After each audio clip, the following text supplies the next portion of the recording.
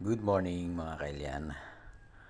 Tayo magluluto ngayon ng assorted gulay mga kailyan. Bulaklak ng kalabasa at talbos. Mayroon din tayong sitaw, patola at saka sili mga kailyan. At magpiprito tayo ng tinapa mga kailyan. I-prepare na natin ito mga kailyan para makapag-start na tayo sa ating pagluluto ng ating pananghalian. Kumukulo na mga kailyan. Ilagay na natin itong ating gulay. Paibabaw na lang natin yung talbos ng kalabasa at bulaklak.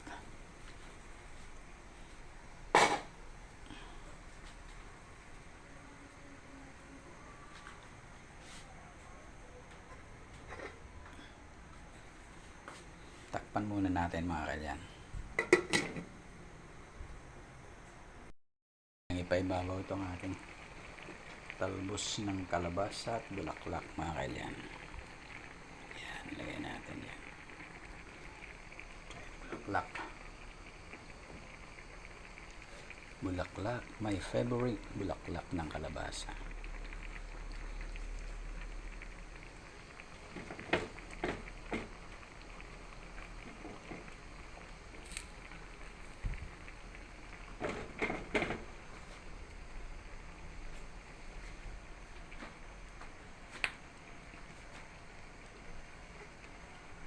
Takpan muna natin.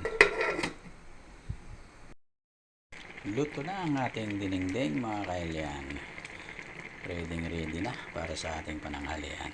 Ating tikman nga mga kailyan kung tama ba yung ating iniligay na lasa.